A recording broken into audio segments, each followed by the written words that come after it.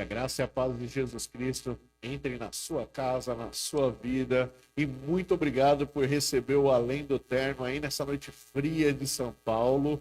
Sejam todos muito bem-vindos ao segundo episódio do Graça Mesa. Esse quadro tinha ficado aí um pouquinho para trás, mas a gente está reativando ele com força total agora nesse segundo semestre de 2025. Eu sou o pastor Brian Costa, tenho o prazer de nessa noite estar aqui com vocês, batendo esse papo com o nosso convidado. Esse programa é oferecido pela Tainar Móveis, pela Delicato Gourmet e também para você que quer estudar teologia, Seminário Batista Livre. Tem na descrição, o Luan já colocou para a gente. Hoje a gente não vai se delongar muito porque o assunto hoje dessa mesa aqui é a Trindade. Como foi construído o dogma da Trindade, foi inventado por Constantino, como dizem alguns, foi criado da cabeça de um maluco, foi o Império Romano que começou, ou foi um dogma construído com base na palavra do Senhor, através da construção de Jesus e dos apóstolos? Então, não perca aí. E para bater esse papo conosco, eu trouxe hoje um cara aqui que me surpreendeu muito. A gente tem alguns espantalhos na nossa cabeça, né, que são plantados ali e que vão ficando. E hoje esse espantalho, esse copo, como a gente diz na doutrina acadêmica de história, foi quebrado na minha cabeça. Ele é teólogo, mestre em teologia, tem um estudo muito profundo na questão da ciência da religião e principalmente da teologia ortodoxa. E ele vem de um lugar que talvez para vocês como para mim, eu achei bem provável de encontrar uma pessoa com essa bagagem acadêmica, mas mostra um movimento nesse lugar de estudo, de seriedade, que muitas vezes a gente tem um espantalho que foi colocado na nossa cabeça e hoje ele vai ser desfeito. Tem teologia boa, sim, vindo da Congregação Cristã no Brasil, e eu tenho o prazer de, nessa noite, bater um papo aqui com ele, o irmão Kleber Paixão. Seja muito bem-vindo. Muito obrigado e boa noite a todos que estão nos acompanhando. E, assim, para mim é uma honra, né? O convite que foi feito e eu louvo a Deus e eu tenho certeza que o papo hoje vai ser muito bom. A gente vai falar de boa teologia, como eu sempre costumo dizer, de teologia saudável. Então a gente vai falar isso. Kleber, para a gente começar esse bate-papo, eu acho que é muito importante a gente traçar um pouquinho de quem é o Kleber. O pessoal que está em casa que não te conhece, saber quem é, onde congrega, por que começou esse tino, esse gosto pela teologia. Então, conta pra gente um pouquinho de onde o Kleber vem, é de São Paulo, não é casado? Dá aí um pouquinho da sua ficha pra gente. Tá, bora lá. Então, assim, sou casado, né? Tenho um filho, já um homão, já tem 16 anos de idade, do meu tamanho, daqui a pouco passa, né? E ele vai ficar bravo comigo, mas eu vou falar novamente. É o bonitão do pai. O pai ama e é um orgulho de casa, então sou muito feliz o presente que Deus me deu. Então, casado, tenho um filho e passei a minha infância desde os 15 anos de idade, 14 anos de idade, né? Eu tive um encontro com Cristo, né? E a igreja que eu acabei frequentando foi a Congregação Cristã no Brasil, a famosa que todo mundo fala aí na internet, CCB, que é a Congregação Cristã no Brasil. Então, passei a minha infância. Por que eu me apaixonei pela teologia cristã? Aí eu vou dizer assim, já para a gente começar, foi um encontro místico. Que não é, gente, no mundo acadêmico, ela não é ruim, é algo bom. Tem gente que acha que místico sempre traz algo pejorativo, algo ruim. Isso tem que tomar muito cuidado. Mas a mística hoje, a mística cristã, ela é muito estudada, ela é muito acessível. Então, quando eu era mocinho, e eu me batizei, eu estava em oração, eu orava muito. Era de hoje, eu sou um perna mole em oração, mas eu era um homem de oração. Eu orava dentro do banheiro, por quê? Porque meus irmãos não eram crentes, eles estavam todos assistindo televisão, minha mãe era uma mulher muito brava, então eu evitava, então eu orava dentro do banheiro. E um dia eu vi uma voz que dizia assim para mim: estude teologia e estude filosofia, porque um dia você vai estar entre pessoas muito importantes, intelectuais, e você vai defender a fé cristã. E eu vi aquilo e guardei aquilo. comigo. Eu fiz igual Maria, né? Fui analisando a vida, E aí o que acontece? Passou-se o tempo, um dia eu estava no colégio, na escola, e o professor substituiu. Ele foi dar aula para a gente de geografia, isso eu lembro. Mas daí ele fez uma aula substituta, porque o outro professor faltou, e ele falou que ele, no final da aula, ele falou que ele já foi seminarista e que tinha estudado teologia e filosofia. Quando ele falou aquilo, eu fiz assim, opa, acendeu a luz. E eu fui perguntar para ele, o que é teologia e filosofia? No final da aula, o que é teologia e filosofia, professor? E ele explicou para mim o que era teologia, filosofia, me apresentou expoentes da teologia e da filosofia, Tomás de Aquino, Agostinho de Hipona, e eu fiquei maravilhado com aquilo. Falei, não, é isso que eu tenho que estudar, é isso. Aí falou de textos bíblicos, falou das línguas originais. Eu falei, não, é isso que eu tenho que estudar, eu vou ter que ir atrás disso.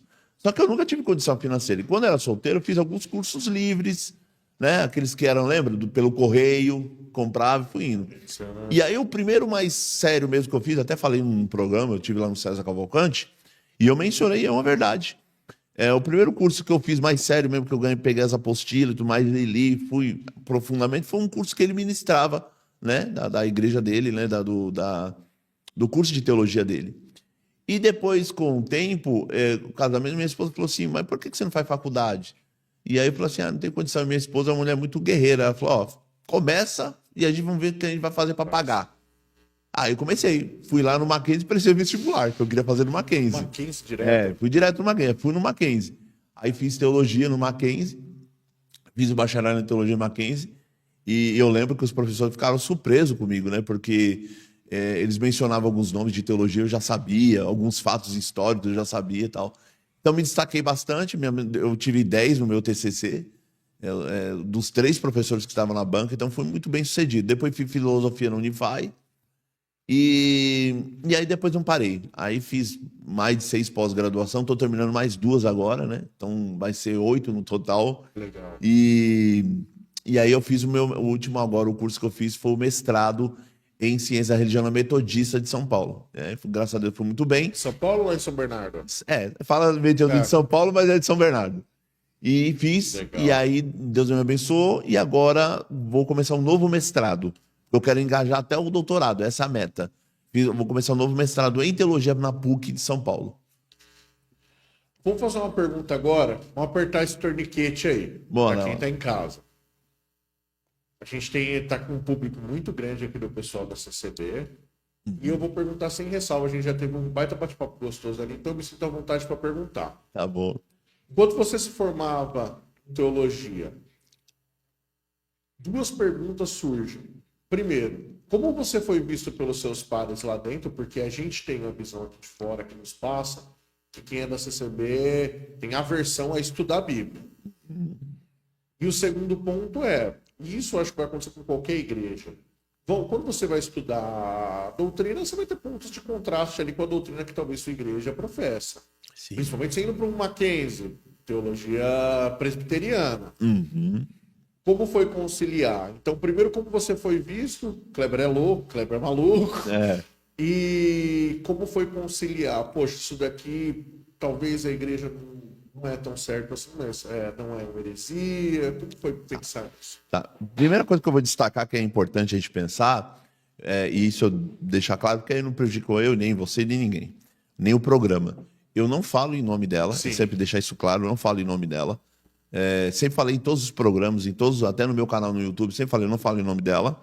Mas como um cientista da religião e como um teólogo, eu falo dela. Eu tenho autorização para falar. Mas não falo em nome dela, porque não tenho parecer, não foi dado para mim um documento para falar em nome dela. Então, mas eu vou falar. E como membro, eu posso falar também, que eu já estou lá desde os 15 anos de idade, né? Então, quando eu comecei a estudar teologia, tentando responder a sua primeira pergunta, a primeiro momento eu tentei esconder, porque eu sabia que ia ter certa retaliação. É próprio de todo sistema religioso, principalmente sistemas mais fechados, quando você traz uma novidade, a probabilidade de você ser retalhado é muito grande. E eu tentei esconder. Só que teve um momento lá, eu lembro que minha esposa ficou muito doente quando teve o meu filho. E aí eu contratei uma irmã para limpar a minha casa. Essa irmã viu as apostilas e tudo mais. E ela começou a divulgar, falando, ele está estudando para ser pastor, para arrancar a lã das ovelhas, porque ele quer ganhar dinheiro. Sempre assim. Que tem gente que acha que teólogo ganha muito dinheiro, é milionário. Não, não é. Muito é. pelo contrário. Não, pelo contrário. Se eu não me virar fazer minhas correrias, eu não ganho. Igual eu sou um homem que pago aluguel, então eu tenho que fazer minhas correrias para pagar minhas dívidas. Então, ela falou isso. Então, começou a ter uma certa retaliação. Pessoas olhar um pouco torto, as pessoas, tipo, alguns não querer me saudar. Sempre tem. Eu escandalizei com isso na época, não, porque eu sabia que tem essa retaliação. Por quê? Porque a congregação passou a vida inteira não tendo um estudo bíblico. Então, quando você vê alguém estudando, é chocante. Né? Eu perdi uma oportunidade. Provavelmente, se eu não tivesse estudado teologia, eu seria do ministério. Provavelmente eu teria um ministério lá. Mas como eu comecei a estudar teologia, provavelmente foi uma principal barreira de eu não ter ministério lá. Foi a principal. Mas eu perdi de um lado e ganhei do outro, porque conhecimento é aquela velha história. Meu professor falava no Mackenzie, Kleber, vão arrancar tudo de você na vida. Arrancam tudo de você. Mas o conhecimento nunca vão poder arrancar de você. Então é algo que eu glorifico a Deus, porque o conhecimento ele é libertador. Então eu posso dizer isso. E a segunda pergunta, então assim, foi uma reação, teve uma retaliação. Algumas pessoas acharam que eu estava ficando doido. Outras pessoas, quando eu tinha algumas oportunidades de pregar uma palavra, o pessoal falava assim, maravilhado, que palavra maravilhosa que você pregou. Aí uma pessoa, um dia, eu lembro como hoje, a pessoa falou, que palavra maravilhosa. De onde você tirou? Eu falei, da Bíblia. Está lá no texto bíblico. É só você examinar o texto bíblico, está lá. Então as pessoas não tinham acesso ao texto bíblico, principalmente nos anos 90, né? Na década de 80, década de 90. Agora que, graças a Deus, está tendo esse movimento, né? E lá na Renascença houve um movimento, historicamente, lá vai eu, coisa de professor. Se houve um movimento ad fontes, né? Lá na Renascença, tanto os eruditos fizeram um movimento saindo do aristotelismo, voltando ao Platão e tudo mais. Os protestantes fizeram um movimento ad fontes, saiu da metafísica tomista e se voltou aos pais da igreja. Eu digo que hoje, agora, estava vendo um movimento não ad fontes, mas a congregação um êxodo rumo à teologia, rumo ao estudo bíblico. Aos poucos, mas eu acredito que vem vindo coisa boa aí. Agora, a segunda pergunta, que eu tô ficando velho. Bota aí na tela aí, Luan.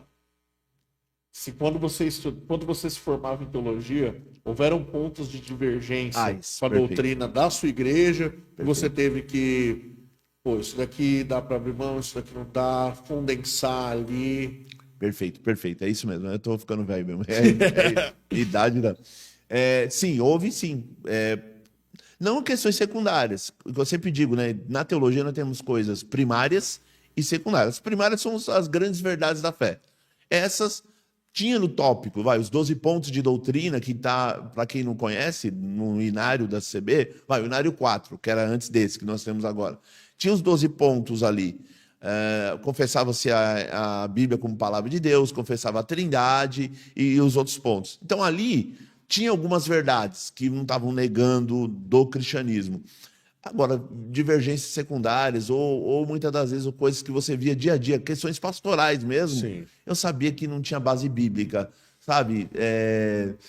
A questão que até tem outras denominações, né? Barba, coisa do diabo. Aí eu ficava pensando, mas calma aí. Aí você vai estudar e fala assim, mas calma aí. Jesus tinha barba. O óleo que escorre pela barba de Arão. Os judeus tinham barba, Jesus tinha barba. E por que barba é errado? Eu não entendi. Aí você vai estudar um monte de coisa, você vê essas divergências. Teológicas, eu via muita questão da pregação. E aí eu percebia o quanto que o pregador, ele lia o texto e ele não examinou o texto. Então ele falava qualquer coisa, ele vinha e falava. Por causa do quê? Que é aquilo que eu sempre falo em aula. Por causa da crença dele. Então ele já vem com uma crença. Qual era a crença? Que tudo é revelado. Então eu não tenho que estudar. Eu abro a Bíblia e tudo me vem como uma grande revelação. Então se você lê Jó, exemplo, né? Você lê o Jó e ele está escrito lá, quem dera que cumprisse o meu desejo, que Deus me desse o que eu espero. Então tudo revelado. Vai falar, tá vendo? Jó está falando aqui, Deus cumpre o desejo. Deus vai cumprir o desejo do teu coração. Deus vai fazer uma obra na tua vida. Deus vai curar a enfermidade. Deus vai cumprir o desejo do teu coração. Só que quando lá no texto, Jó está pedindo a morte. Sem fazer uma análise exegética daquilo. Entendeu? Então, acontece. Então, eu vi muito isso Se tornou um crente mais chato depois da teologia? No começo, tinha um professor meu, que ele falava, fantástico, inclusive foi meu orientador, ele falava, gente, quando vocês chegarem na igreja de vocês, e isso por isso que, quando você tem bons professores, eles salvam você de algumas coisas. No primeiro semestre e segundo semestre, provavelmente quando eu cheguei na igreja, eu já estava sendo chato. Eu era o chato de galocha. Quando que você se livra de ser chato? Todo mundo que faz seminário ou curso de teologia acaba sendo chato, tá, gente? Isso é normal. Mas como que você se livra de ser chato? Porque o professor mesmo falava assim, quando vocês chegarem na igreja de vocês, não queiram subir em cima do púlpito e pregar, essa palavra aqui no grego quer dizer tal coisa, essa palavra aqui no hebraico quer dizer tal coisa. Você está falando bonito, mas o povo que está te ouvindo, vamos supor, você vai pregar uma palavra numa igreja da periferia. Tá lá o mano da periferia, o cara não tá... Eu já preguei um culto que o camarada tá com uma arma na cintura. Meu Deus. Entendeu? Eu preguei, sabe? Então, assim, já preguei em favela. Eu já preguei em culto de favela. Então, eu sei que você não pode falar bonito. Então, você tem que fazer... Eu sempre falo em aula, né? O pregador, ele faz uma exegese do texto e uma exegese do público que tá ouvindo. Então, assim, você tem que fazer essa ponte. Aplicação cultural, né? Exatamente. Então, assim, eu vejo que... eu não era chato, mas o professor me ajudou. Não seja chato. Não queira levar tudo isso que você aprendeu no seminário ou no curso de teologia, levar para a sua igreja. Então, eu tentei fazer um filtro. Vamos supor, eu estou analisando um pregador da igreja que eu frequento. Vamos supor, o irmão é de idade. Você não vai julgar um irmão de idade. É velhinho, é simples. Outra construção cultural ele teve, outra vida, outra forma de enxergar o mundo. Aí eu vejo gente assim, vamos supor, lá na igreja tem o ancião, que é uma autoridade máxima, tem o cooperador que ajuda o ancião e tem o cooperador de outros que cuida do culto da juventude. As pessoas ficam falando assim, esse ancião ele tem que mudar. Não, ele tem que pregar a teologia, ele tem... Não, gente, ele está com 60, 70 anos, ele passou a vida inteira dentro da congregação acreditando em algo. Você não vai mudar isso nele. Então, assim, eu fico preocupado com essas exigências do povão. Acho que exigir de uma nova geração que está chegando agora, aí eu acho que já pode cobrar. Irmão, estuda mais. Ontem mesmo estava na casa de um cooperador de jovens, amigo meu, e que ele está engolindo a Bíblia, ele está estudando. Porque ele sabe que a geração que está assistindo ele na aula do culto está questionando, porque ele tem internet, ele tem celular na mão. Aí ele falou que esse dia uma criança, ele foi falar uma palavra lá, a criança levantou a mão e falou assim, o pastor, o professor, o irmão, essa parte aí no texto aí está fora do contexto. Meu Deus. Porque a Bíblia, fazendo perguntas difíceis para ele, que ele não sabia responder. Mas o que ele está sendo? Isso eu acho fantástico, humildade. Eu não sei. Eu não sei. Como eu não sei, eu vou procurar saber. Aí o camarada começou a estudar. E ele está de parabéns por fazer isso. Mas acho que é uma coisa que falta muito nas lideranças, né, Kleber? De ter a humildade de falar, isso aqui eu não sei. Bom, eu vou buscar e depois eu trago para vocês. Exatamente. Né? Eu acho que é uma didática. Eu sempre falo, vamos supor, se eu tivesse aqui um debate, que vocês têm um programa de debate, né? Vamos supor que o meu oponente fale alguma coisa que na hora eu não sei. Não sei. Simplesmente eu não sei. Falando, eu não sei, mas eu vou trazer a resposta. Isso não é errado. Isso não é errado, porque o teólogo de verdade, ele consulta. Teólogo que não tem bibliografia para citar, eu fico muito preocupado. Porque o camarada vai falando. Mas de onde você tirou isso? Qual o livro que você leu? Qual enciclopédia que você pesquisou? Tem que ter. Teólogo tem bibliografia, não tem jeito. Eu sou historiador. E às vezes tem alguns colegas que vêm conversar comigo, e pegam e falam, história de... Que história? Qual que é a fonte bibliográfica? Exatamente. Uma coisa é uma conversa, vamos dizer assim, de boteco. Que eu falo, os achismos da vida. Isso. Agora a gente tá tendo uma conversa acadêmica. Tá, qual que é a sua fonte? Qual a fonte? De onde você tirou isso? Você tirou isso da sua cabeça? Fonte, vozes da minha cabeça. Vozes da minha cabeça. Eu fujo disso. Posso falar uma coisa rapidamente? Fica à vontade. Vamos lá. O Platão, ele dizia o seguinte, que existe a verdade, que é a aletheia, e existe a mera opinião, a doxa. Todo mundo tem. Aristóteles também vai dizer sobre opinião, falou que as opiniões divergem, porque todo mundo tem uma. Só que aí você vamos supor a verdade, eu olho para um copo e vejo o copo. E digo, eu estou vendo um copo. Eu não estou vendo um cavalo. Eu sempre falo em aula, eu não estou vendo um cavalo, eu não estou vendo um cachorro, é um copo. Porque a correspondência da realidade com o meu intelecto está vendo um copo. Então, muitas das vezes, as pessoas, dependendo do ponto de vista, falam, não, eu estou vendo outra coisa, não é um copo. E esse que é o perigo, porque muitas das vezes é só mera opinião. Então, o que é a verdade? A verdade é uma coisa, a mera opinião é outra. É outra. E aí o Aristóteles ele chamou de endoxa, que é o quê? A opinião mais avalizada, mais pensada, mais raciocinada, que é a mais que se aproxima da aletheia. Porque a tentativa de uma opinião é se aproximar da aletheia, se aproximar da verdade. Essa que é a ideia. O que acontece na internet hoje em dia? Cada um deu sua opinião. De onde você tirou? Não sei, eu só estou achando que é. E tem gente que contraria por contrariar. Vou dar um exemplo, nós estamos aqui no podcast. É possível que entre um hater, eu sempre tenho uns haters que me perseguem, tudo quanto é lugar que eu vou, eles sempre me perseguem. Eu discordo do Kleber. Ok, mas por quê? Não, eu não sei o porquê, mas eu discordo. Eu discordo. Entendeu? Não é que ele discorda, ele só não gosta de você. Ele só não né? vai com a minha cara, vai fazer o quê? É real. E dentro disso, eu queria também te perguntar: você hoje é uma voz dentro da CCB que é vista como dissonante? Ou uma voz que a juventude tem visto e tem sido um ponto de coragem para buscar essa renovação e não de romper com a tradição da igreja e etc. Porque tem uma história. 100 anos de história, ninguém vai apagar do dia para a noite. Exato. Mas de trazer novas nuances, né? Sim. Para dentro da igreja. Você é visto como hoje? Ó, boa pergunta. Hoje tem uma ala que não vai muito com a minha cara, porque são as pessoas mais radicais, que eu sempre digo que são os fanáticos. Os fanáticos, aquele camarada que não quer pensar. Ele está fechado nele mesmo e ele se nega ao conhecimento. Ele nega o conhecimento e fala, eu não quero aprender. É o famoso ignorante, mas no sentido de ignorar o conhecimento. O conhecimento está na frente dele, ele ignora, ele não quer. E é o mais fanático, é o mais restrito. É aquele camarada que diz, não, a coração é a única que vai se salvar e eu estou fechado com esse assunto e acabou. Ele não está aberto ao conhecimento.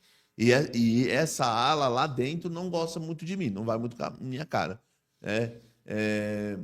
Mas tem uma ala muito grande, que entra muita gente entrando em contato comigo, que fala, ó, Kleber, realmente você nos programas que você vai, nos podcasts, nos debates, você sempre fala uma coisa que é verdade. Você não representa a igreja legalmente dentro de uma lei. Sim. Mas, aí ele falou assim, mas eu me sinto representado por você. O que tem de gente falando assim, eu me sinto representado, porque você fala algo que eu tinha vontade de falar, mas primeiro, eu não tenho coragem. Segundo, eu não tenho as palavras corretas para falar. E aí o camarada, eu me sinto representado por você. Então tem uma ala que quer aprender, porque quer ajudar a igreja. Ele não quer ir embora da igreja, ele não quer ir embora da congregação. Para outra ele não denominação. quer, ele quer ficar para ajudar. Eu criei eu tenho alguns jargões que eu estou criando ao longo do tempo. Você vai criando, não tem jeito, né? Eu criei um. Quiser ir embora, eu quero ir embora para Batista, eu quero ir embora para Presbiteriano, eu quero ir embora para Metodista, eu quero ir embora. Que Deus te guarde, te proteja na nova igreja. E que você seja feliz, Deus abençoe você. Mas eu quero ficar. Quer ficar? Fica para ajudar. Ficar para manter o status quo não compensa. Agora, ficar para ajudar é outro negócio. Como dizia o meu falecido pai, é outros 500. Porque, meu amigo, a gente tem que ficar para ajudar. Então, tem gente querendo ajudar. Entendeu? Então, tem uma ala muito grande de pessoas que estão estudando. Muita gente estuda comigo, aprende. E é muito bom você ver um crente da congregação falando, com a palavra que eu acabei de falar, aletheia. Um crente da congregação falando kenosis. Um crente da congregação falando movimento trinitário, pericórese. Daqui a pouco nós vamos falar. O camarada usando termos técnicos da teologia. Isso é muito bom. Então, assim, existe uma ala, uma geração nova chegando aí E outra, eu conheço vários irmãos de ministério que estão fazendo teologia. Faz teologia reconhecida pelo MEC. A gente, no seminário que eu faço, o professor Gabriel, ele fala que tem muito irmão na CCB nos polos. Tem muita gente, tem muita gente. Então, assim, vem vindo uma nova geração. Então, assim, a mudança é inevitável. A quebra de paradigma está acontecendo. O Thomas Kuhn, você historiador deve ter já estudado, o Thomas Kuhn, ele vai dizer, quando ele falou na questão da ciência, mas você pode aplicar para qualquer movimento social também. Toda quebra de paradigma tem alguns acontecimentos. Um deles é que o status quo vai reagir. Ele vai retalhar. Então ele vai ter alguns surtos. Ele vai querer brigar para manter aquele estado. Mas a mudança ela é também inevitável. Então o que está acontecendo hoje em dia na coração tem gente querendo mudar, a mudança é inevitável, mas vai ter gente que vai querer manter aquele estado de coisas e tudo mais. E não tem jeito, vai mudar para... Mas assim, gente, eu penso, vai mudar para a glória de Deus. Porque é uma igreja boa, é uma igreja boa. Tem lá seus problemas, tem lá seus defeitos? Tem, mas é uma igreja boa, as pessoas se sentem bem lá, mas a gente precisa corrigir algumas coisas. Primeiro, ter uma boa confissão de fé, uma confissão de fé ortodoxa. Ó, eu vou fazer a defesa da CCB. Ó, eu nem sou da CCB, mas eu vou fazer a defesa. A Assembleia de Deus, que vem ali da mesma época, demorou 100 anos para registrar uma confissão de fé. Exatamente. A declaração de fé da Assembleia de Deus veio no centenário. Então, assim, sempre tem tempo, né? Sempre. Quer ver uma coisa interessante? A Assembleia de Deus, há tempos atrás, ela tinha uma teologia, não era uma teologia oficial, mas era uma teologia que eu diria mais voltada para a própria Assembleia de Deus. Tinha a marca da Assembleia de Deus. Hoje, já na Assembleia de Deus, você tem alguns teólogos lá que estudaram na PUC. Tem pastor lá que fez doutorado na PUC. Entendeu? Eu conheço de pastor que fez Mackenzie. Tem pastor, se eu não me engano o nome dele, se eu estiver enganado, depois alguém me corrija. O César Moisés é o nome dele, que fez a sistemática. Aquele camarada, ele é muito bom. Você vê o linguajar acadêmico dele, você vê o linguajar teológico dele apurado, sabe? Quem é teólogo percebe, entendeu? Tem hoje Elias Torralbo, que é nome lá dentro, então, vem de fora. Exatamente. Então, esses camaradas... Tem Ah, meu Deus, eu acompanho ele no Instagram e não vou esquecer. Tô falando que eu tô ficando velho. Tem um outro que ele trabalha na questão de... Tem o Esdras Bento, que tem doutorado em área de hermenêutica. Sim. Ele estudou Paul Ricoeur, o Esdras Bento. Tem um outro que eu acompanho também, que trabalha com hermenêutica. Ele lança vários livros na área de hermenêutica. Ele estuda hermenêutica e exegese da mais ferrenha, aquilo que nós chamamos hoje de exegese científica. Então, o camarada é bom na área. Então, assim, tem muita coisa boa hoje na Assembleia de Deus que há muito tempo atrás não tinha. Seria combatido...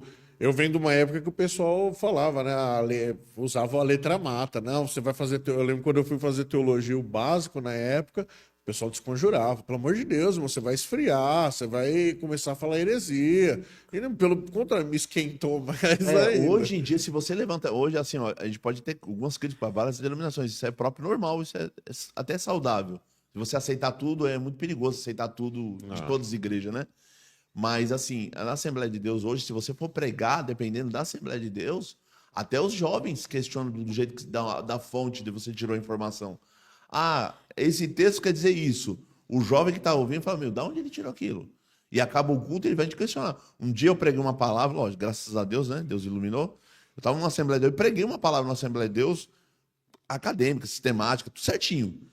Acabou o culto, o jovem veio perguntar para mim, de onde você tirou isso? Aí, lógico, eu sabia. Não, a enciclopédia tal, a informação tal. Aí ele ficou bom, porque assim, o jovem pergunta, ninguém mais lá aceita qualquer coisa. Engole.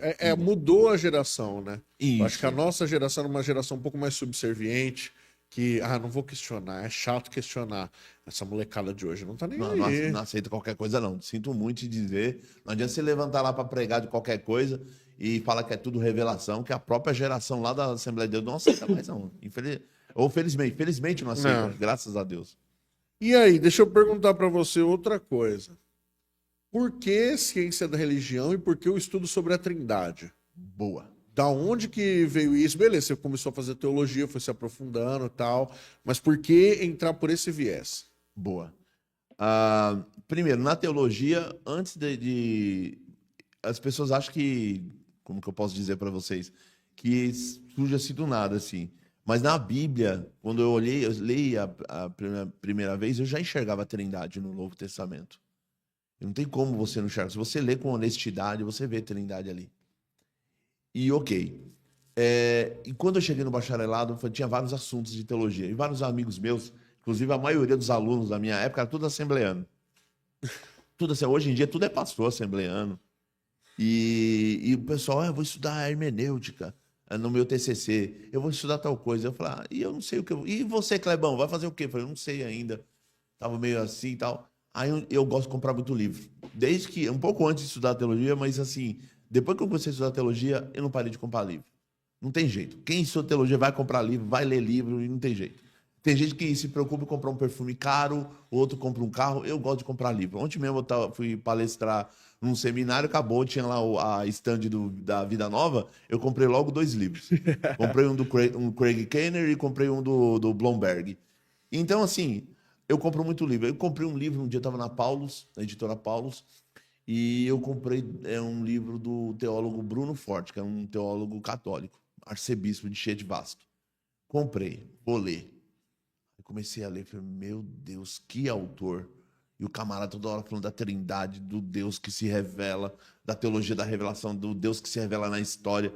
Eu fui me apaixonando pelo cara, falei, não, esse camarada aqui é demais. Vou comprar mais livro dele. Aí comprei mais outros. Um que me apaixonei da editora Paulinas, o Uno e o Múltiplo.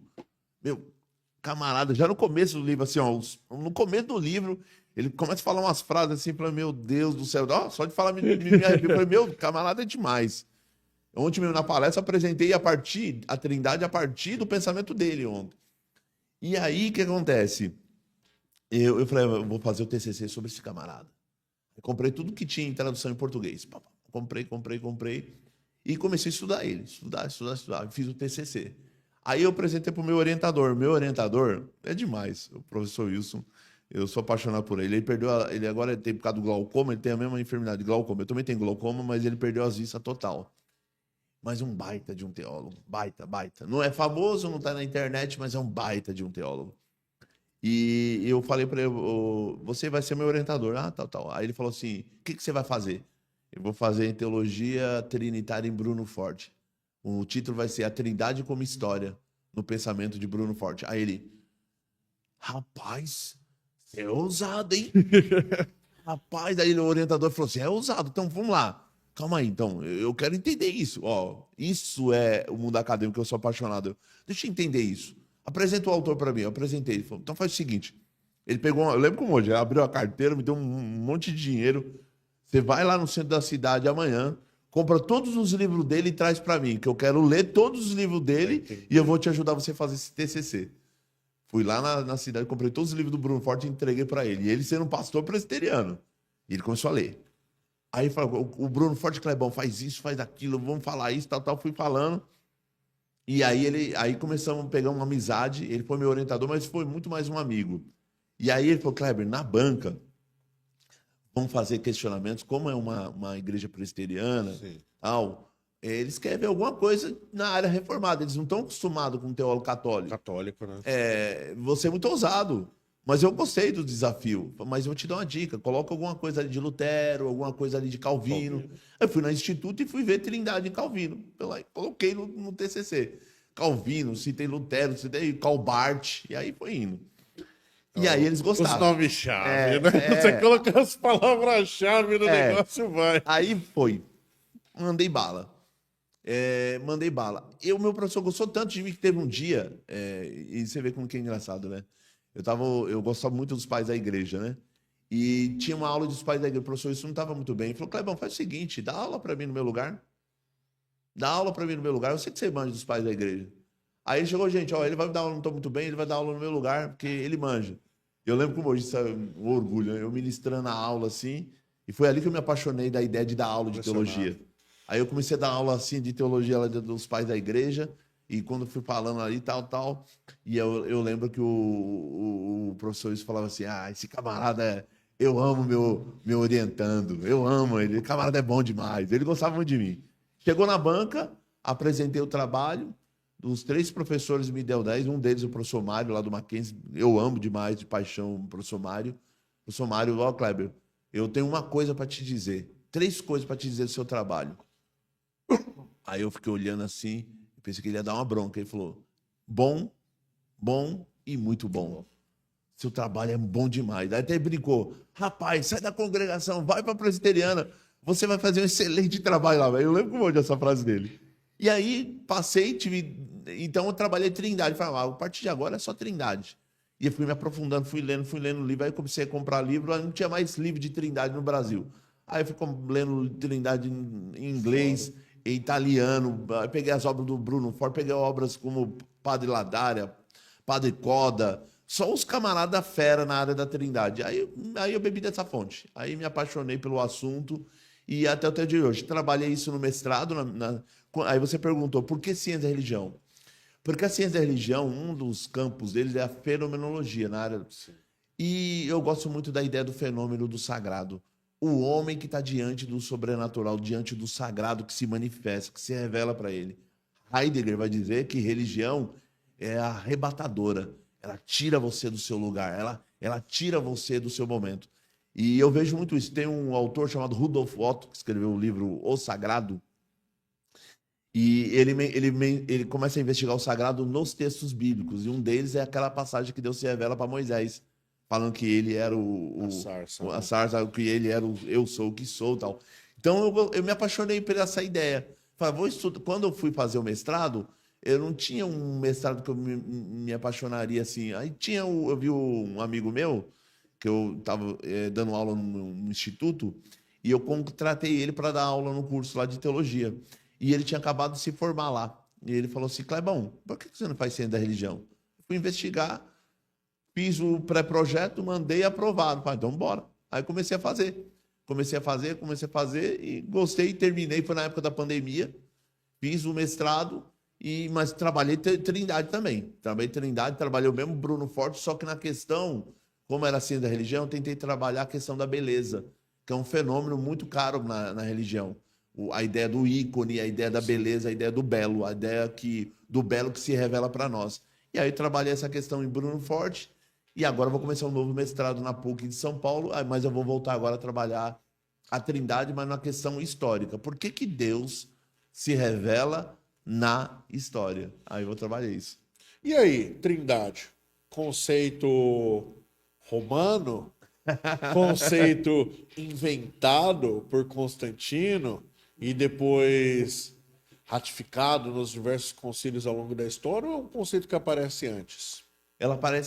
É um conceito que aparece antes. Hoje, no mundo acadêmico, a gente fala o seguinte, né? Principalmente nós chamamos dos exegetas trinitários, camaradas que investigam a Trindade. E hoje há um movimento no mundo acadêmico de que o trinitário ele não pode ficar só no dogma e nos grandes concílios, que é importante. Não.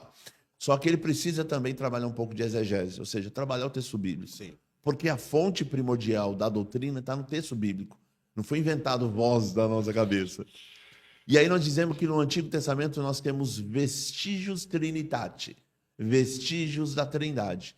Pequenos vestígios, lampejos da Trindade ali no texto bíblico. Alguns textos a gente não aceita assim de cara, assim, aqui vemos a Trindade, igual muita gente usa. Vai para a Trindade, a primeira coisa que ele vai fazer, Gênesis 1. Não, a gente não aceita, a gente coloca ali de lado, até entende, mas a gente vê a questão lá do majestático, né? Do nosso. Hoje tem vários autores trabalhando essa questão de que os Elohim você poderia atribuir também aos anjos. Tem até um autor, Heiser, acho que é o nome dele, ele trabalha, tem um livro dele que foi traduzido agora em português. Então, assim, todos esses textos do Antigo Testamento a gente deixa de lado, mas alguns, igual o anjo do Senhor, que se coloca como o próprio Javé toda hora, né? Ele fala que é o anjo do Senhor, mas se coloca no lugar do próprio Javé. Então, essas passagens, a gente entende que é vestígio da Trindade.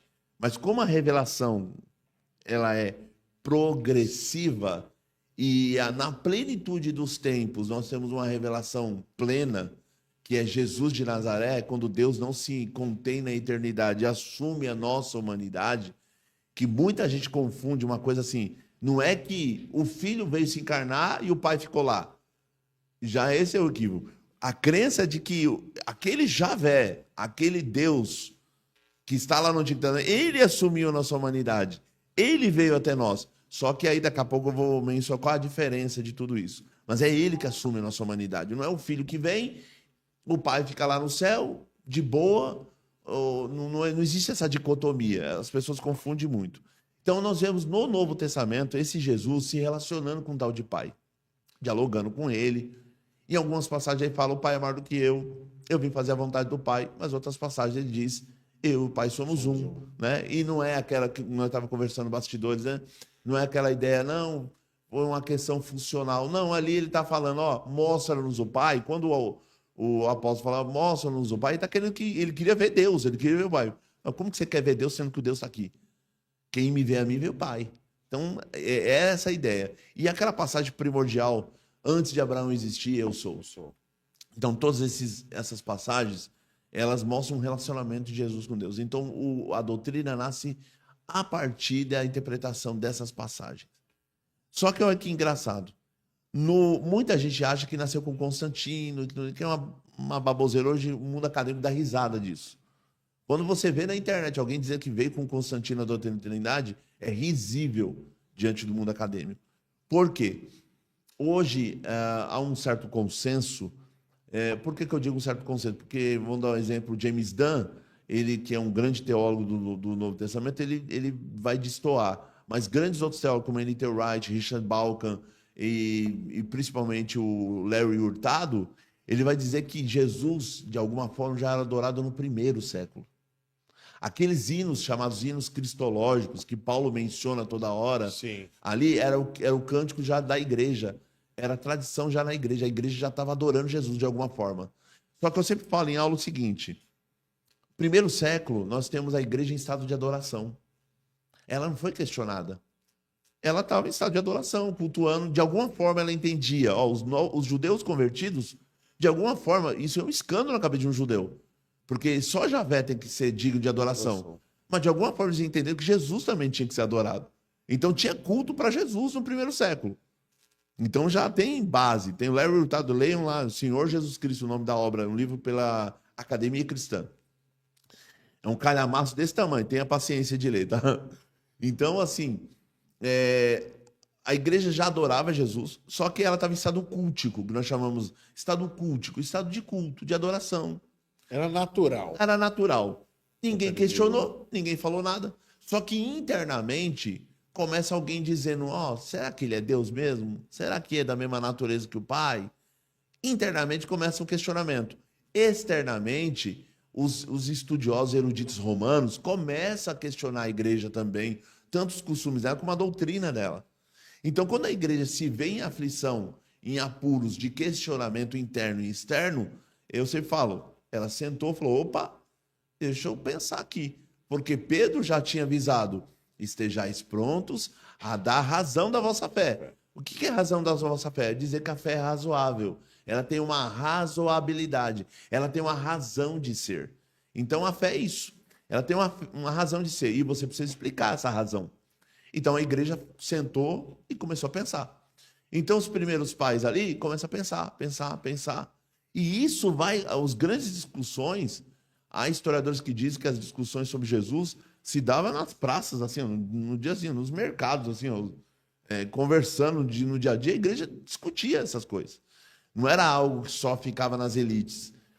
E os pais da igreja começaram a discutir e fazer certas afirmações. E isso aí vai culminar século III, século IV, que os grandes concílios começam a surgir. Mas entendeu? antes disso a gente já tem contraposições ali, né? Tipo, vinham os gnósticos com as ideias sobre Jesus, a gente teve Clemente, teve tantos pais da igreja ali que bateram de frente, defendendo, né? Exato. Gnósticos. Os gnósticos diziam que Jesus era praticamente um fantasma.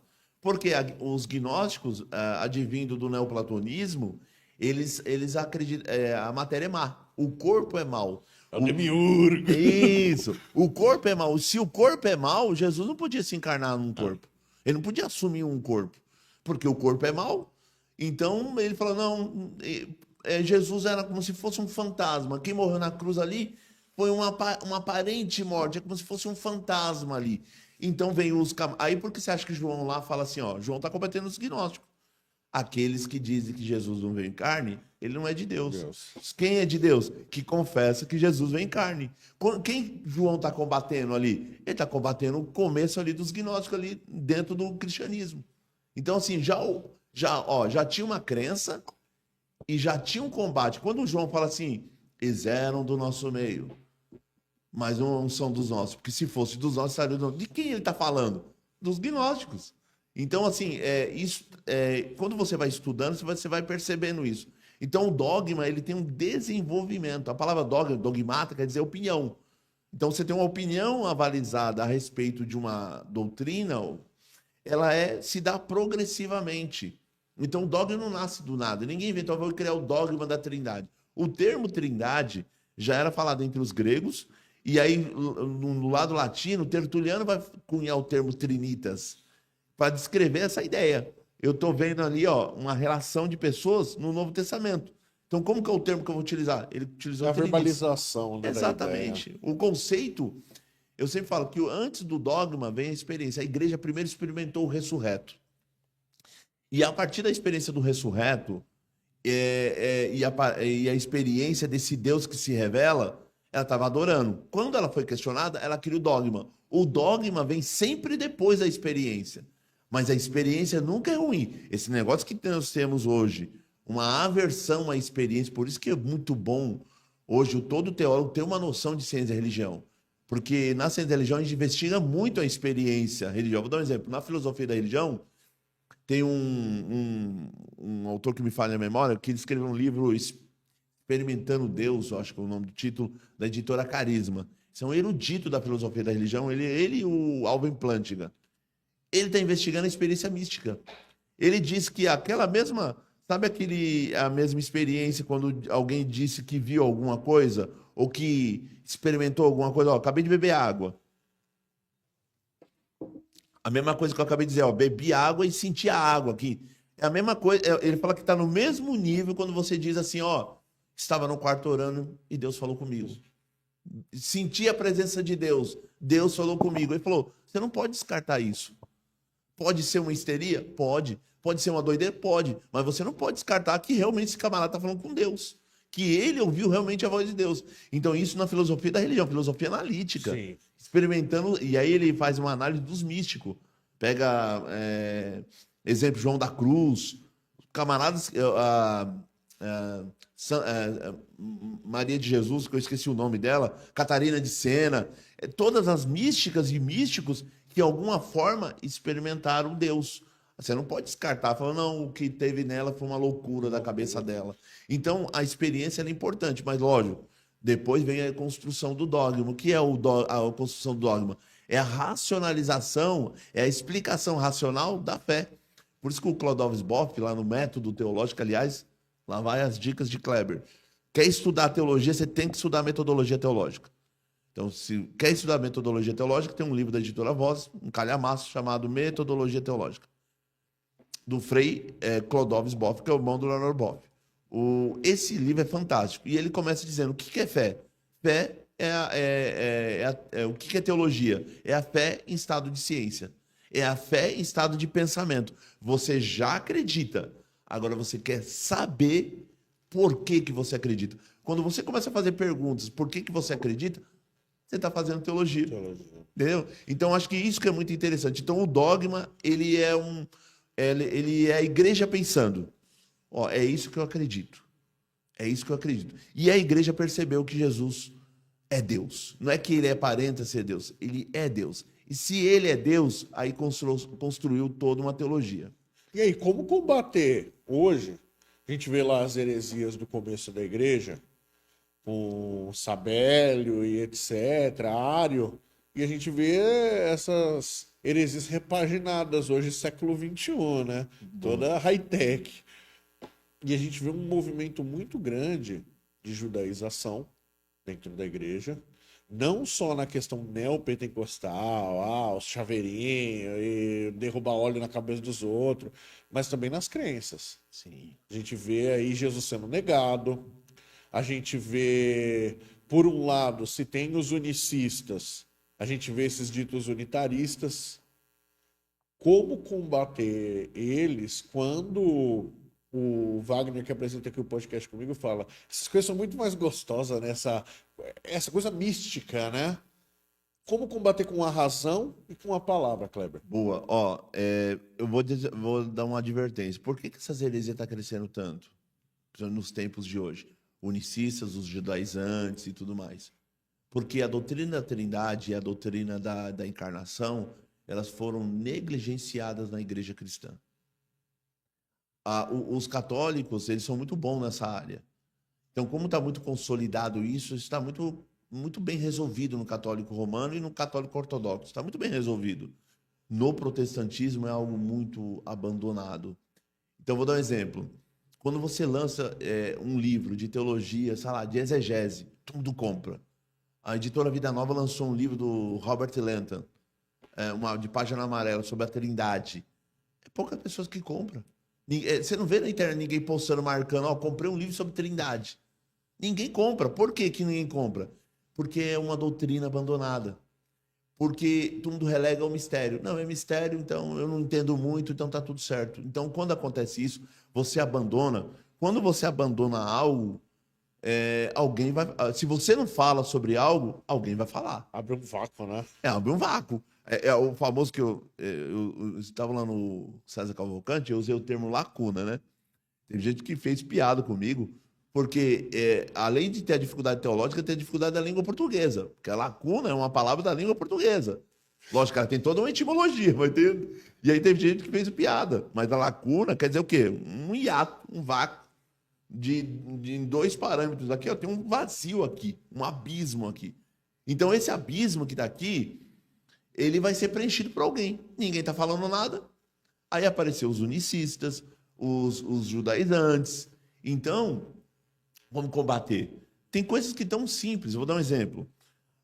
Se você perguntar para qualquer pessoa, Deus é... Eu sempre brinco, para começar a conversa, Deus é eterno? Ele vai falar assim, não, Deus é eterno. Segundo o conceito tanto bíblico, né? Lá no meu canal tem 3 vídeos.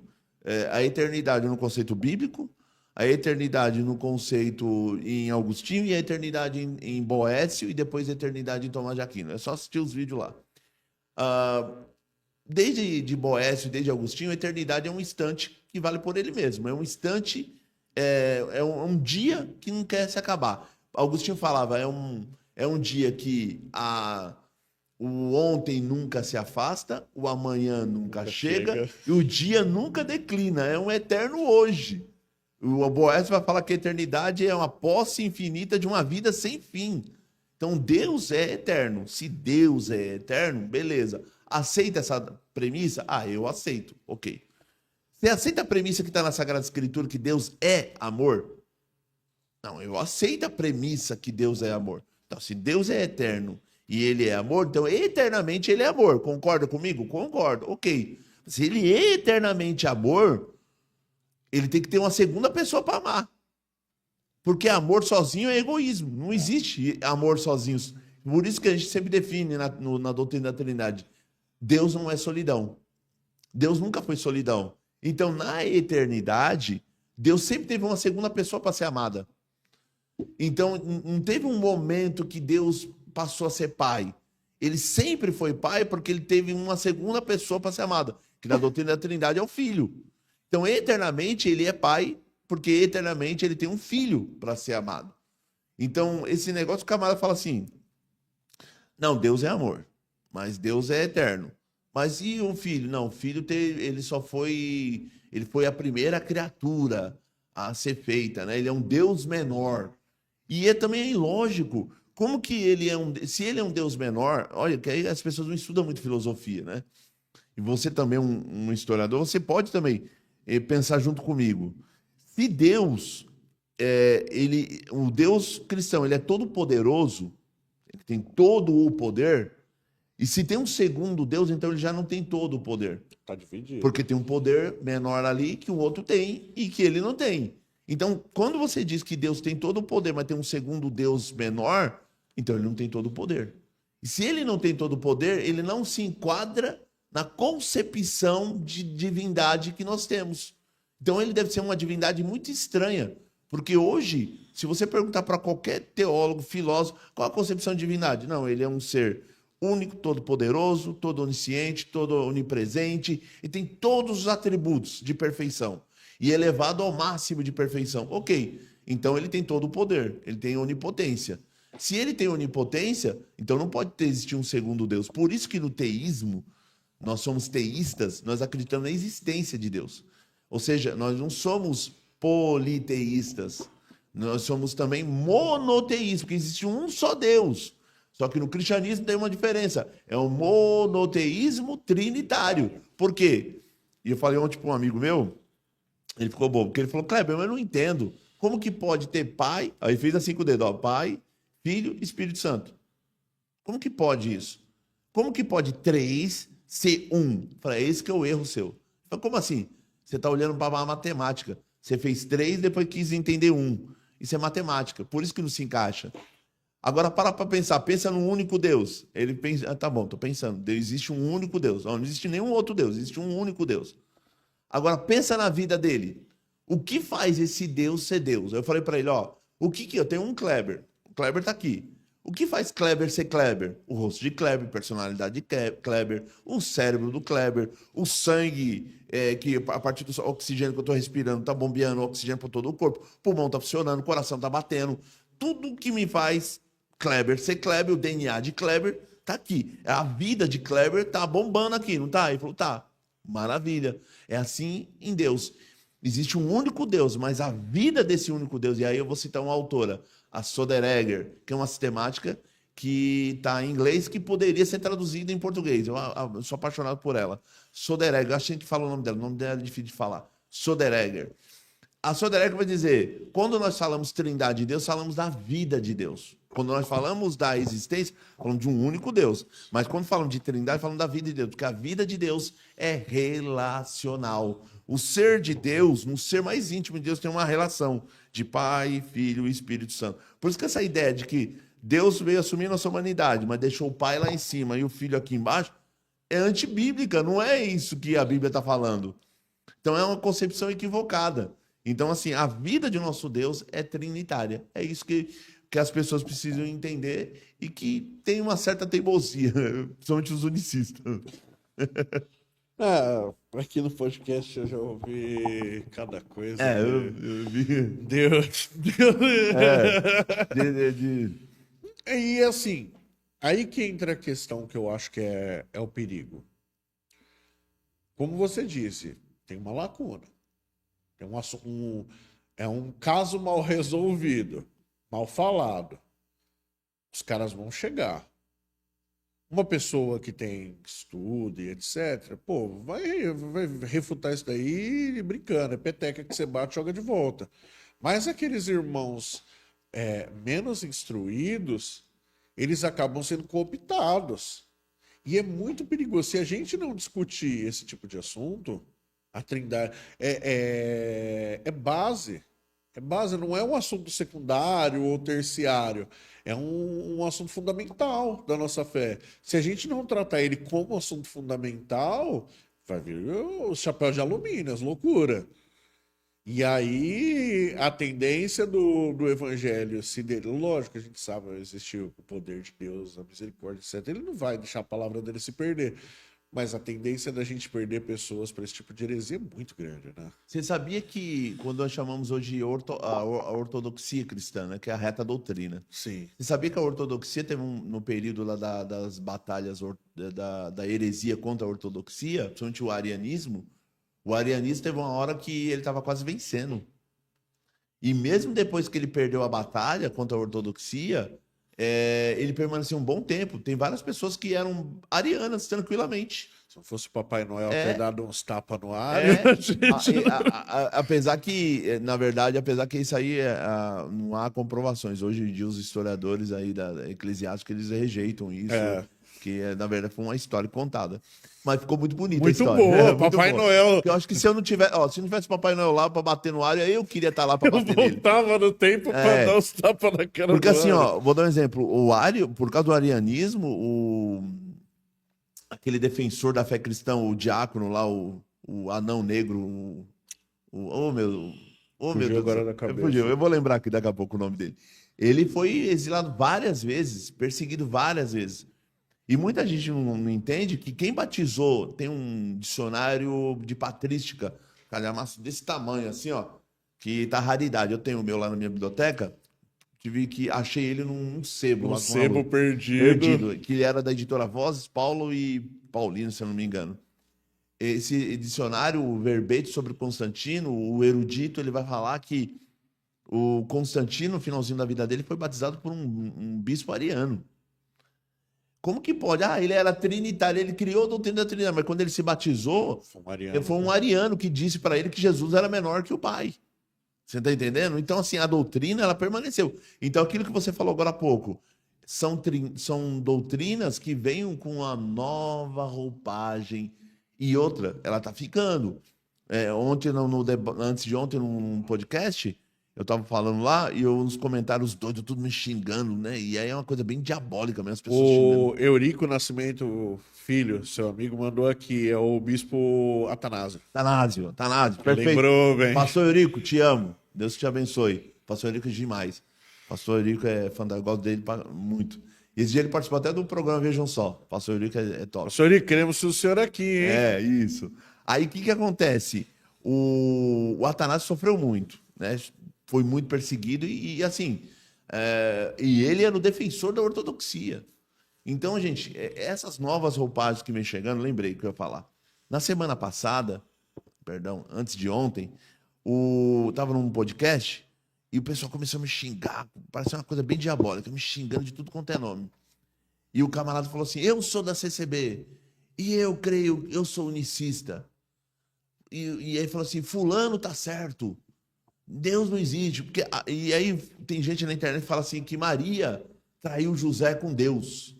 Cara, isso é um absurdo. Sabe? A pessoa fala uma coisa dessa absurda e tá tudo certo. E ficou, porque isso é a internet, né? Tem um dos filósofos que diz que a internet deu voz pro idiota. Pro idiota. O idiota fala o que quer. No mundo jurídico, nós falamos que quem tem boca fala o que quer. A pessoa tem boca, ele vai falar o que ele quiser. Entendeu? Então ele não tem responsabilidade acadêmica. Porque ó, você vê que eu toda hora eu cito um autor, cito um filósofo. Por quê? Porque eu tenho que ter bibliografia. De onde você tirou aquilo? Então hoje, Richard Bauckham, vou dar um exemplo, um grande erudito, ele defende, primeiro, que houve realmente um monoteísmo e que ele defende que Jesus se apresentou como o próprio Deus. E o Richard Bauckham, que é um mané? Não, é um grande erudito do Novo Testamento. Respeitadíssimo. Mas é aí que tá, Kleber. É fácil eu chegar e pegar e falar assim, não, vocês estão enganados. Porque quando você vem com tudo isso daqui, com toda essa demonstração de conhecimento e etc., vem um judaizante para pegar e falar assim, não, isso daí você está enganado pela falsa doutrina de Roma. E você não estudou a Bíblia no original. Ah, vai dormir. A pessoa vem com esse assunto e fala, tá bom, velho, não dá para discutir com você. Não dá. Você acredita em Curupira, Papai Noel e voz da cabeça. Olha que interessante. Eu falei para você ali nos bastidores. Eu vi uma professora esse dia, até postei no meu status no Instagram. E a professora está coberta de razão. Isso é uma verdade para todas as áreas da ciência e do conhecimento. Você tem um debate de um acadêmico, de um teólogo, camarada que formou certinho. E você tem um debate de vamos supor, um autodidata, que estudou lá e é bom. Estudou as línguas originais, fala em hebraico, se expressa bem. Aí os dois estão debatendo. O teólogo fala uma coisa, o outro fala outra e vai falando. Vai ter uma hora que o teólogo ele vai parar. Ele vai se silenciar. Por quê? Porque ele precisa citar referências bibliográficas, ele está em jogo a metodologia, está em jogo o diploma dele. A reputação dele. As limitações que ele tem, está em jogo. O camarada que é um autodidata, aquilo que nós falamos, franco atirador, ele vai falar, ele vai continuar falando, porque ele não tem responsabilidade nenhuma. Ele fala assim um monte de coisa, Jesus não é Deus. Porque lá no original, no grego, deve falar. Ele vai falando, porque ninguém vai consultar no grego.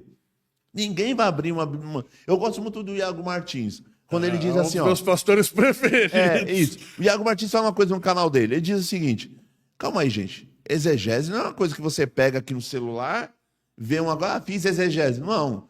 Exegese mesmo. Você tem que analisar várias questões. O texto, contexto próximo, texto distante. Que tipo de literatura é aquela? Aí você vai olhar a gramática. Tudo. Imagina tudo. Você leva tudo isso em conta. Um sermão mesmo bom demora pelo menos umas 3, 4 semanas aí, tá? Sermão bom. Eu falei esse dia para um amigo meu, ele ficou assustado. 4 semanas, um sermão bom. Você vai pregar ali consistentemente, é umas 4 semanas. Eu mesmo, quando vou fazer exegese de um texto para pregar um sermão, é umas 4 semanas interpretando o texto. Por quê? Porque eu não quero falar uma bobeira, eu não quero falar algo que contraria a ortodoxia. Porque pode acontecer isso. Eu vou dar um exemplo. Esse dia eu vi um vídeo de uma mulher, ela é até feminista, com todo respeito às feministas, mas vamos lá. Ela falou assim, ó, as palavras no original hebraico, essa palavra aqui, ó, homem aqui é menino, homem com homem é menino, homem com menino. Fala assim, só que ela não entende que a mesma palavra que, dependendo do contexto, você pode descrever um homem, e a mesma palavra você pode descrever um menino, mas depende do contexto. E aí a pessoa, ela misturou tudo e ela usou o hebraico para defender a doutrina dela feminista. Você tá É o entendendo? pessoal que defende a união homoafetiva com malacói. E aí, não, vai lá, faz um malabarismo doido pra caber ali. Então, é esse tipo de salada. Vou dar um exemplo. A palavra nefesh, que é alma, você pode traduzir como alma, você pode traduzir como ser vivente, você pode traduzir como garganta, como... Depende muito do contexto, porque... vamos dar um exemplo. A NVI traduziu muito bem, que eu gosto, que ela traduziu como ser vivente. Quando Deus sopra na narina de Adão, o rua, os rabinos falam que é... Sabe, um vento na narina do Adão, ele não recebe uma alma, ele se torna um ser vivente, ele não recebe uma nefesh, ele é uma nefesh, ele é um ser vivente. Então, assim, dependendo do contexto, você usa a palavra que quiser, só que o grande problema é que hoje em dia virou uma idolatria do hebraico e do grego. Tudo é hebraico e grego e resolve todos os problemas da teologia. Não adiantou você estudar a teologia do dogma, teologia histórica, nada, filosofia, não serve nada. Mas se você tem que ser bambambam no grego e no hebraico. Se não for, não serve para nada. Aí é fácil. Eu chego, falo um monte de coisa em hebraico, mas qual que é o contexto? Não se analisa. Não se analisa. Mas é bonito, bonito pra chuchu. Não, eu gosto. Tem gente que é muito bom no hebraico. Eu respeito. Tem gente que é bom. Eu não sou. Sou limitado mesmo. Eu sou o hebraico grego para me fazer exegese de texto, interpretar texto e fazer meu sermão. Ponto. Agora, o camarada chega muito. Eu vejo vários debates na internet. Palavra, esse texto no grego quer dizer isso. Começa a falar. Falou, beleza, mas quem tá ouvindo não sabe. Quem tá assistindo o programa não sabe. Traduz isso aí.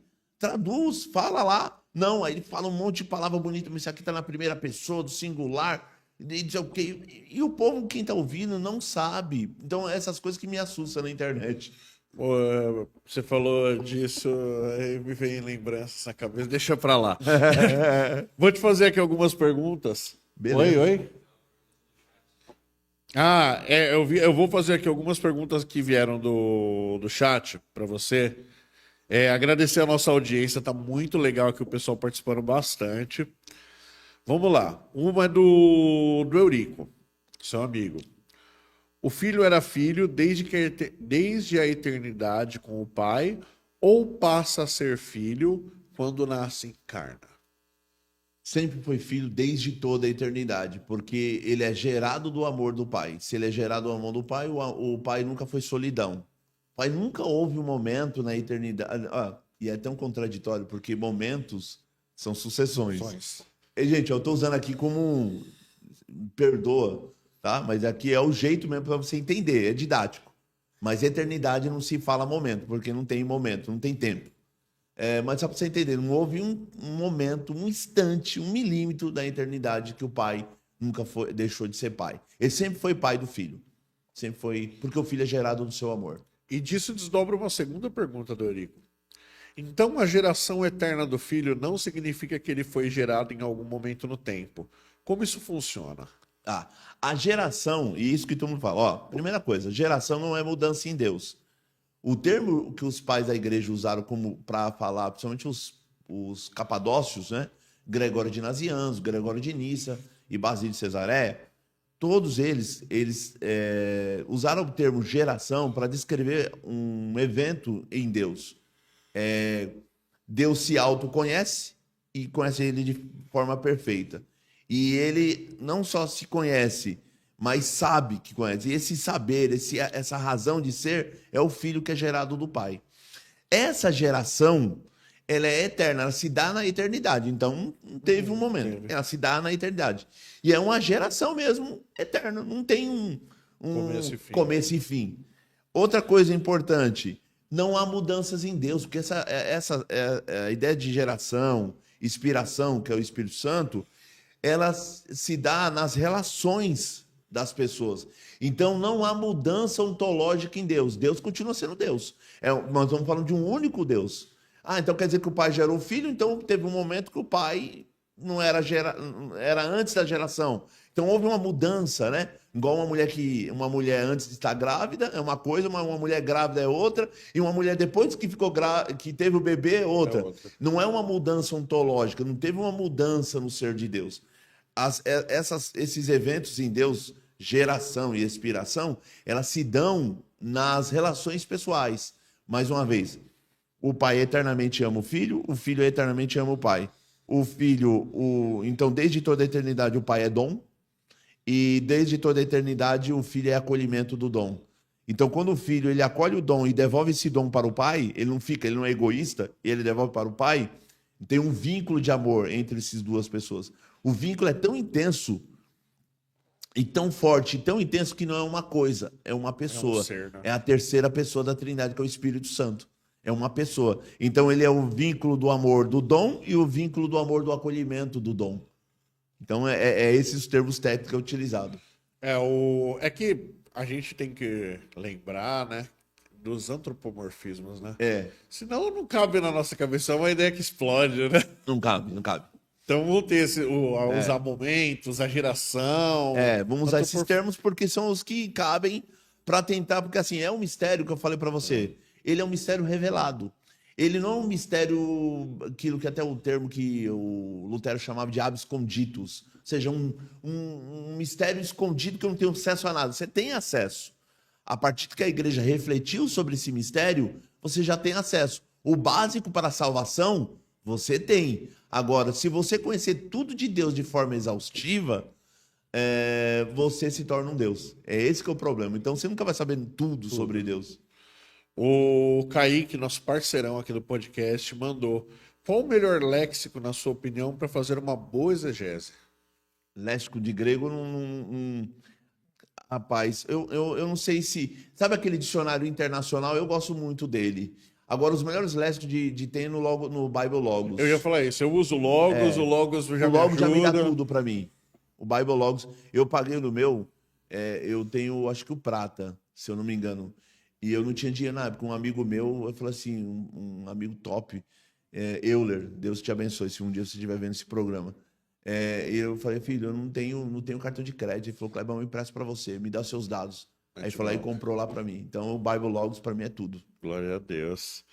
O Roger Guevara Alves mandou aqui uma ironia, ele colocou: então quer dizer que Jesus não é irmão de Lúcifer? Eles não são o filho da mesma mãe? Porque Lúcifer nunca existiu também, porque Lúcifer é um termo que, na verdade, a palavra na Lúcifer... Vulgata Latina, na Vulgata Latina, é atribuída a Jesus, que ele é o portador da luz. Ele que é a estrela da manhã. E Lúcifer, então, assim, o diabo, vamos para a palavra diabo, vem de diabolo, que é o diferente do símbolo. Símbolo une. Diabolo, quer dizer divisão, facção. Por isso que o diabo é o pai da divisão. Então, o diabo não é propriamente um nome, ele é um adjetivo.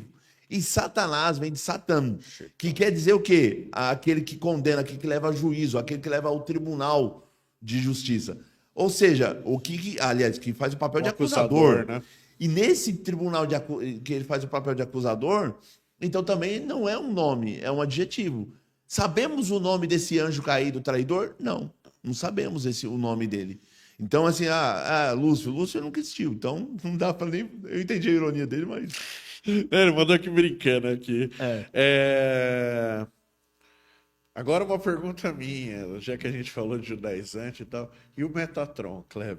O Metatron faz parte da mística judaica. Da Cabalá, Cabalá e tudo mais. Tem. O Metatron diz que ele tem vários tipos, várias interpretações do Metatron. Uma deles é que ele é o grande anjo do portal lá do céu. Ele tem não sei quantos metros de altura. Mas é um nome que não aparece na Sagrada Escritura. Os dois nomes que aparecem na Sagrada Escritura é Gabriel e Miguel. É os únicos. E aí Paulo também vai mencionar tronos, principados e potestades.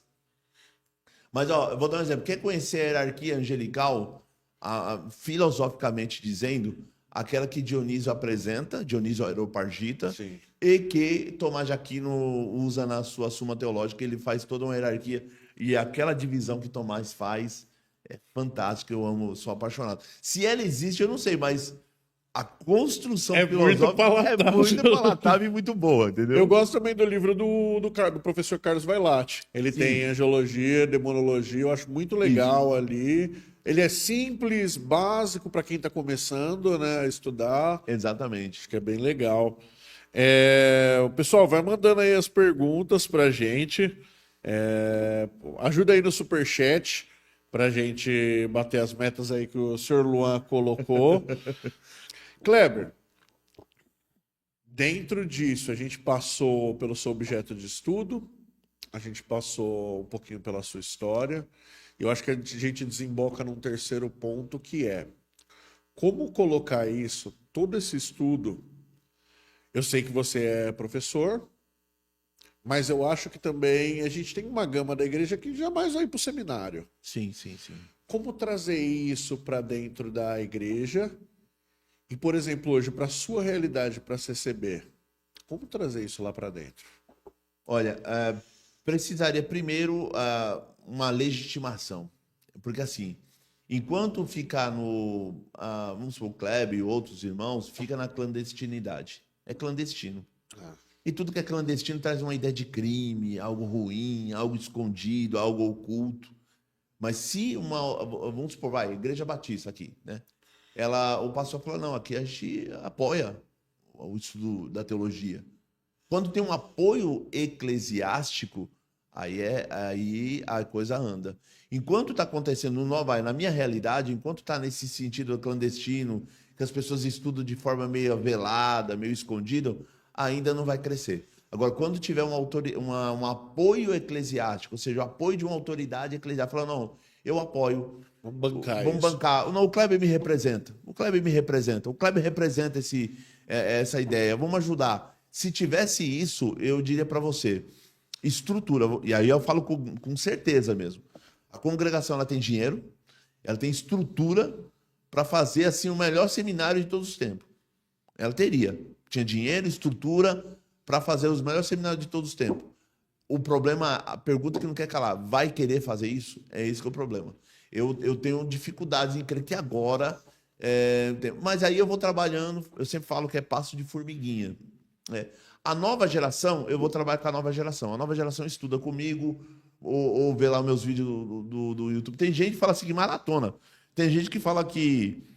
irmãos que fala que pega o meu canal no YouTube, coloca na TV e fica lá assistindo. E vamos falar, tem vídeo no meu canal, tem gente que faz canal assim no YouTube, né? Vocês sabem, você mexe com internet, você conhece bem melhor do que eu. Que fala assim, um vídeo de 25, 30 minutos é o máximo que o povo assiste. Ok, concordo, essa é a lógica do YouTube, né? Beleza. Eu tenho gente que eu dou uma aula lá de 1h30 lá.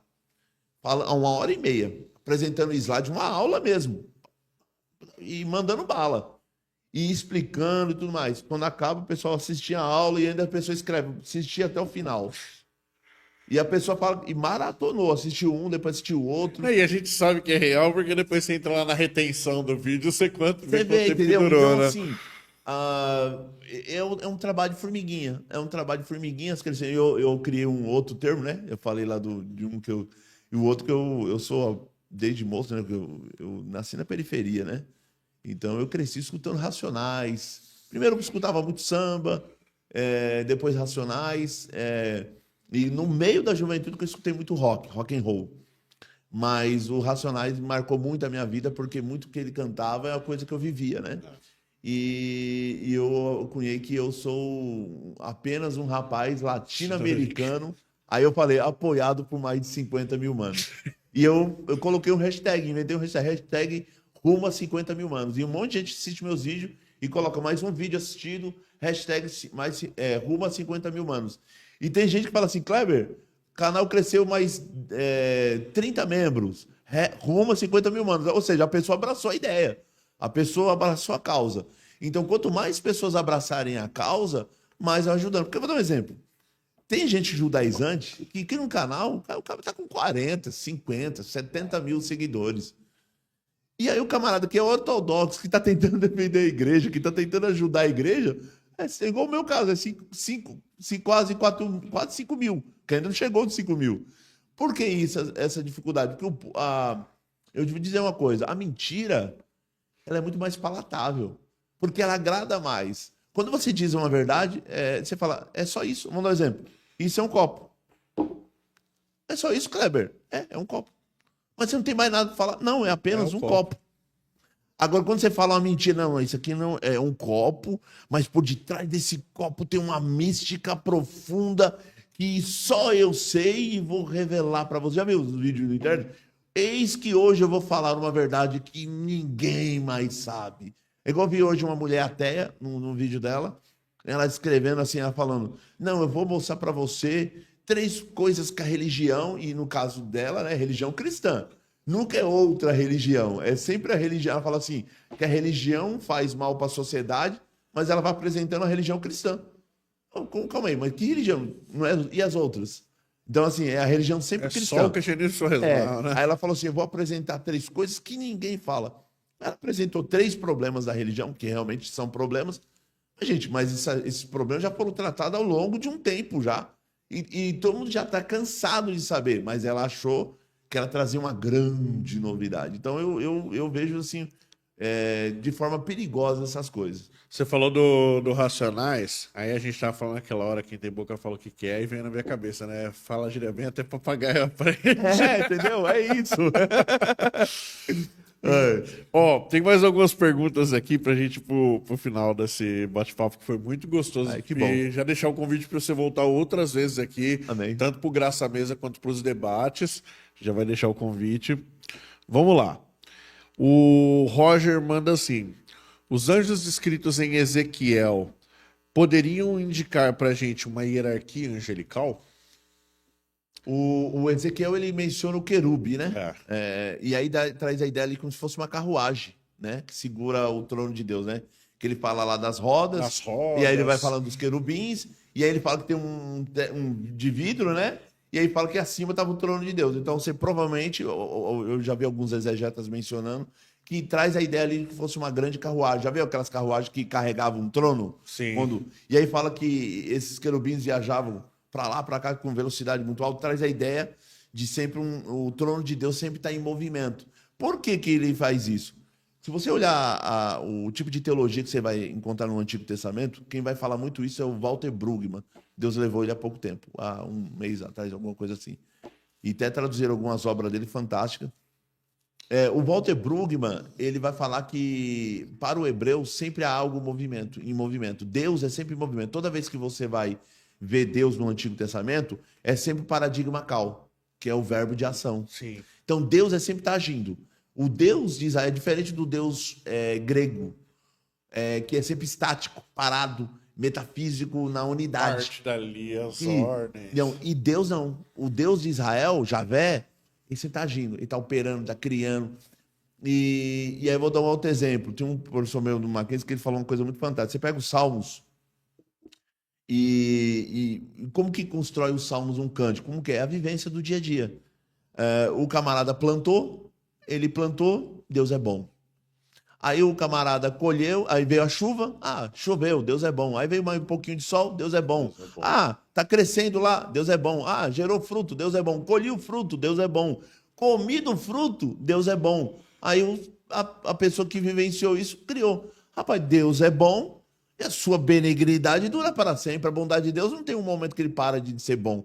A benignidade dele dura para sempre. Então, assim, isso é tudo vivência. Ele percebeu que o Deus que ele está adorando lá no povo de Israel, sempre, Javé, é sempre soberano. Não tem nada que aconteça que não for da permissão de Javé. Uma dica aí para os reformados calvinistas. As pessoas falam muito no Novo Testamento, mas no Antigo Testamento, Deus é apresentado como soberano sobre toda a criação. Não tem nada que aconteça se não for a permissão de Javé. E, cita um autor, Walter Brueggemann, lê lá a teologia dele do Antigo Testamento. Tem outros teólogos que vão falar a mesma coisa também, né? Então, assim, a pergunta, dá para trazer essa hierarquia? O querubim, sim. O querubim vai entrar na hierarquia de Tomás de Aquino. Não. E aí o serafim de Isaías também vai entrar na hierarquia de Tomás de Aquino. Todos eles mencionam, e os tronos, os principados vão entrar também, tá bom? Então dá para pensar uma hierarquia a partir desses anjos. Kleber, pra gente finalizar, eu sempre quis fazer isso, seu Luan, e agora eu vou ter a oportunidade de fazer. Um bate-bola rápido. Oh, boa. Marília Gabriela, pra gente... Eu sempre quis também. Eu sempre quis para ter alguém que fizesse isso comigo. Vamos lá, vamos embora. CCB é seita ou não? Não, não é seita. Vontade de sair dela? Hoje não tenho. Cabe uma reforma, uma reflexão, ou a mudança tem que ser gradual, lenta? Por causa da estrutura eclesial dela, a mudança será lenta. Se pudesse mudar uma coisa, onde você está hoje, o que seria? Criar uma confissão de fé. Eu queria ser o precursor de criar uma confissão de fé. Onde o Kleber quer chegar com o mestrado, o doutorado, o pós-doc? Se Deus me der vida, saúde, graça e condições financeiras, eu quero chegar ao pós-doc. Aliás, não só o pós-doc, eu quero chegar ao doutorado em teologia e depois doutorado em filosofia. Para alcançar? Para alcançar um sonho desde pequenininho, que eu lembro que eu era pequenininho e eu vi um camarada falando na TV que era doutor e eu falei para minha mãe, mãe, um dia eu quero ser doutor. E minha mãe falou, não, meu filho, você é pobre. Pobre nunca pode ser doutor. E eu quero chegar um latino-americano um dia quer ser doutor. Bacana, cara. Hoje, a teologia para você, ela liberta, ela prende, ou ela traz à tona a verdade que talvez o sistema queira esconder? Ela é libertadora, porque ela é conhecimento, é fé refletindo. Então, para mim, teologia hoje, ela é libertadora. E ela é naquele sentido, conhecereis a verdade e a verdade vos libertará. Calvinista, arminiano? Hoje, me aproximo muito mais do calvinismo do que... mais respeito ao arminiano. Eu entendo o pensamento deles, mas eu entendo metafisicamente mais calvinista. Dentro daquele papo que a gente estava falando do Exatamente. camarada, que eu te contei, arminiano é irmão ou é herege? Arminiano para mim é irmão. Arminiano, molinista, para mim tudo é irmão, porque essa discussão ela é secundária. Para mim todos são irmãos na fé. Católico, irmão? Para mim é irmão, por mais que eu entendo que algumas questões ali são questões de idolatria, mas para mim ele é meu irmão, porque ele confessa o Deus Trindade. Kleber por Kleber. Alguém que sabe que a vida é curta e por eu ter passado por um tumor cerebral, a vida é curta e eu quero aproveitar o máximo dela falando de Deus. Enquanto eu puder falar e respirar, eu vou falar desse Deus que ele não é solidão, ele é um Deus unitrino. Glória a Deus, meu amigo. Obrigado de verdade. Nada. Vou levantar A mesa é aqui. grande. Nada. Foi um prazer. Prazer foi nosso ter você aqui nesse Graça Mesa. Foi muito gostoso mesmo esse Bom, papo. glória a Deus. E para vocês que estão assistindo, talvez não tenha dado para ler todas as perguntas e tal, é para a gente deixar um gostinho de uma parte 2 com o Kleber aqui no Além do Terno. Se inscrevam aí no nosso canal, compartilhem esse vídeo nos grupos de vocês, com os amigos. Vocês que estão assistindo, que são da CCB, ajuda a divulgar esse bom teólogo, esse grande teólogo que vocês têm e que muitas igrejas, muitas denominações gostariam de ter. Não é porque eu estou na sua frente, não.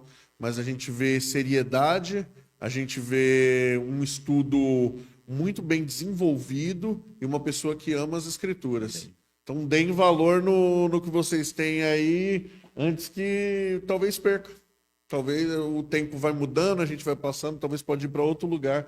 Deem valor. E para vocês que não são da CCB, olhem aí. Quebra os copos hoje de vocês, de achar que é assim, é assado. Vocês ouviram uma pessoa de lá de dentro e vê que tem boa teologia. Amém? Deus abençoe vocês. Até semana que vem com mais um Graça Mesa. Semana que vem não tem debate, nós vamos ter mais um Graça Mesa muito legal. E segunda-feira, podcast musical, Luan? Segunda-feira, quem é? Rodrigo Fialho, o casal que Casal Q e V, nossos amigos vão estar aqui conosco. Se inscreve no nosso canal, compartilha esse vídeo, entra lá no nosso Instagram, segue também a nossa conta. Quais são as redes, Kleber? Arroba Kleber _ Paixão no Instagram, e o YouTube é a mesma coisa também. O YouTube Legal. é arroba Kleber, você vai encontrar arroba Kleber _ Paixão. Chamar para pregar em outras igrejas, vai. Vou com o maior prazer, dar palestras, cursos, pode me chamar que eu vou estar disponível. Ontem mesmo eu estava palestrando numa Batista do Povo lá, foi uma bênção. Pode me chamar que eu vou sim. Legal, suas considerações finais e a gente já encerra. A minha consideração final é, primeiro, uma honra estar aqui no programa de vocês, né? Que já veio tanta gente bacana aqui, né? Então, é uma honra, eu fico feliz e é muito bom falar de Deus. Eu gosto, se deixar, eu falo a noite inteira, 2, 3 horas. Falar de Deus é muito bom e eu estou muito contente. Eu quero deixar aqui para vocês, Deus abençoe a vida de vocês, no programa de vocês, que prospere cada dia mais, tá? E quem quiser entrar em contato comigo é só me chamar aí nas redes sociais. Tem uma novidade minha aí que eu tô criando um seminário aí com uma parceria com uma escola técnica lá de Jandira. Vai ter um encontro presencial no curso. Quem quiser, é só me chamar. A coisa vai ficar muito bacana, tá bom? No demais, estou muito feliz. Deus abençoe a vida de todos que acompanharam aí. Todos fiquem com Deus aí. Amém. Amém.